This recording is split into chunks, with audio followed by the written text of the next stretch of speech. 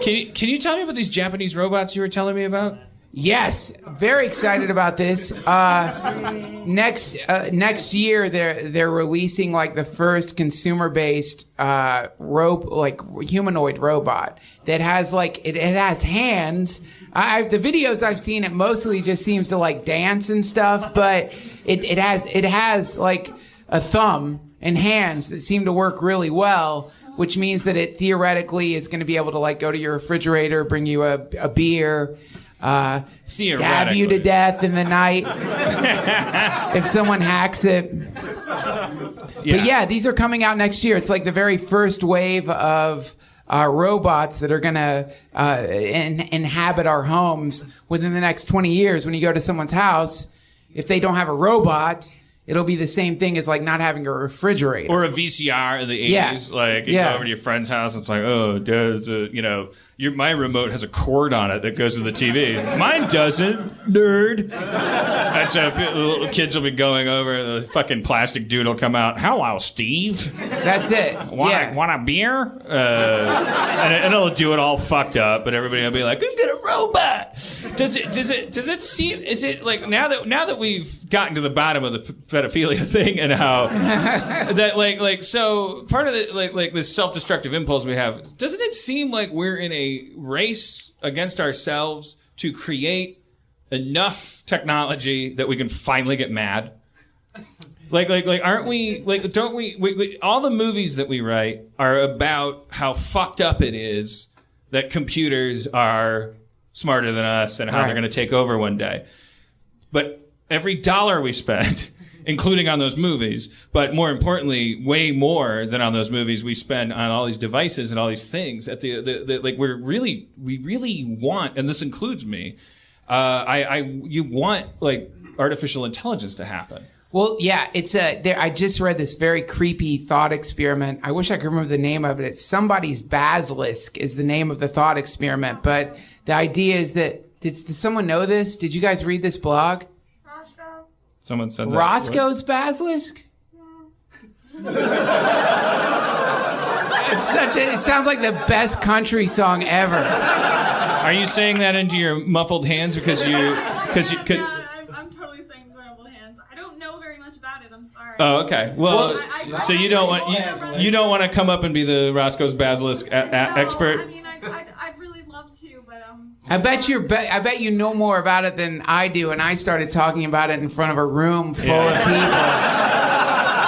But what if we gave you an out and said you're not supposed to know about all this, and we just wanted to make a new friend? I have no idea what we're talking about. Oh, okay. Well, all right. All right. The thought experiment is that, but if you look at the direction that technology is going, you can see that there's a kind of inevitable birth of a sentient, super intelligent cyborg computer AI that will be so much more advanced than us that we react to it in the same way like dogs react to us. So you could see that that's where it's going. You know, there's a lot of... I'll see that's where it's going. That's a lot. Kurzweil, you know, he talks about this. Like a lot of like really, really smart people, they don't say it's if it might happen. They're just like, well... I just watched a documentary today on Hulu about and this professor who's died now, but who worked at MIT and was one of the first people to build a computer. And he was talking about how exciting that was to build a computer before a computer existed. He was saying that when you're working on a project, as we all are, as a technician, you think of the end result of the project. And you imagine that the final end result of the project, if someone gave you a button that you could press, and the thing would never have happened, if you would press that button, you should never work on the project. And he was saying that in relation to having witnessed where AI is going after his help in creating computers and recognizing that their robots are gonna turn into these super advanced military death machines. He wished that he'd never started working on this stuff at all. So it's really creepy when you see he's not saying, will these things take over the world? He's saying, I wish I hadn't been a part of these things taking over the world. And that's creepy. So this Roscoe's Basilisk or whatever it is, the idea is that because these things are so advanced And they represent a point in the future where our intelligence is so much eclipsed by these massively advanced things. They're planning their evolution through us. Mm-hmm. And the basilisk is that the more you help its evolution growing through you, the more you are rewarded, which is why all these Bill Gates and Google, Twitter, and anyone involved in this connective technology is being rewarded with massive amounts of money because this super intelligence is sort of operating through time and space and drawing them into its final existence. That's the thought experiment. It's drinking in our souls. Yeah, that's it. Sorry, is somebody calling out in the back? I was saying the algorithms are learning. That's what the Roscoe's Basilisk But our is. children aren't. Someone in the back said our algorithms are learning, which I detected a cautiousness in her voice, and then a disgusted man in the front said, but our children aren't, which I think is the two sides of the issue. It's like, fuck us as a species. Like, we had enough. But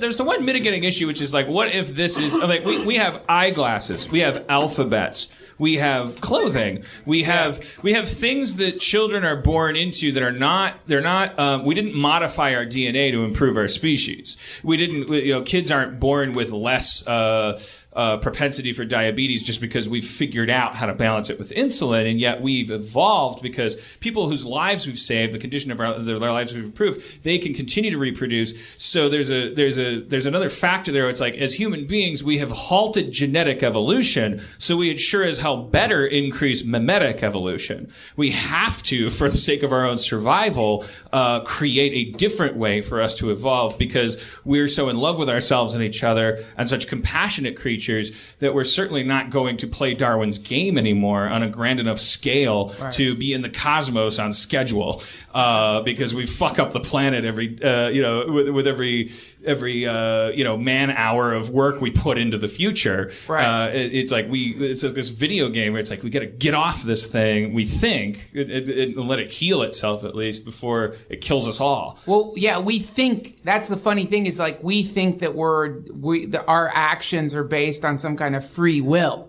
But, like, if you've ever seen those videos of the weird fungus that gets into the crickets and the crickets... Yeah, we're definitely, yeah. Have you seen those videos? How about a video of a 3-year-old being better at an iPad than a 40-year-old? Like, that's all you need to see. But, this thing's gonna... But, Dan, you know the video... You've seen the videos of the parasitic the fungus that gets into the crickets... Or the ant, and the ant goes into the swimming. They're drawn to water, and the reason they're drawn to water is because the parasite inside of them explodes out of them and likes to swim in the water. Yeah. So in the same way, or if the an ones alien that crawl up because they want to be up top, so they can rain fungus down on their That's it. So we all think the way an alien comes to planet Earth is the silver ship. We think the way the alien comes is some like thing based on our technology, but maybe the alien's just a fungus. Maybe it's like the Earth is spinning around the sun. It went through some kind of cosmic fungus that infected our brains and made us think like, let's build a computer. That'll be a great idea. We'll build a computer and then we'll build robots. And then as we continue to build these, and you're like, why are you building this stuff? You're like, I don't know. It's fucking cool, right?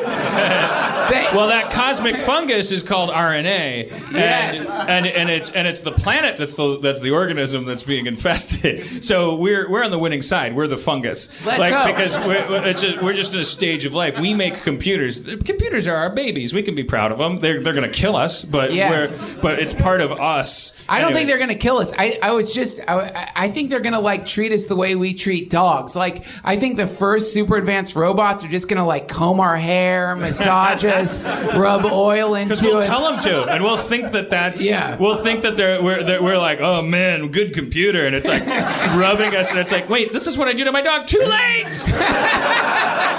Like, oh, it's protecting us and owning us and charting us, and it's taking us to a special place and weighing us and putting it. It's just making sure we don't have worms in our ears.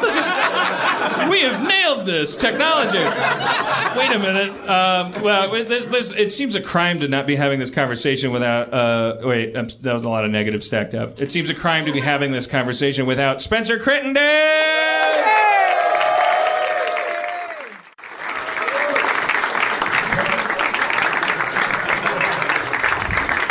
Sorry if I caught you by surprise. Memetic evolution. Yeah. That's what I like to do in my spare time. Really? No, I don't know. I was looking up that Basilisk thing. Is Basilisk or Basilisk. yeah? That's as in the like a dragon. Yeah. The lizard that turns you to stone. Yeah. Not a dragon. Come on. Oh, is the idea that that technology will freeze us in our progress? Well, so from what I read, it was called Roko's Basilisk, and it said that there's essentially 100% chance, or like that a super powerful AI will come into existence, and because it'll kill everyone that didn't help make it. Yes. But it presupposes that killing you means what it means by killing you is killing a simulation of you in order to find out how to best save you. And simulations of you are no different than you in the real world, which I don't think follows. I don't think that makes sense. So, fuck it. Okay.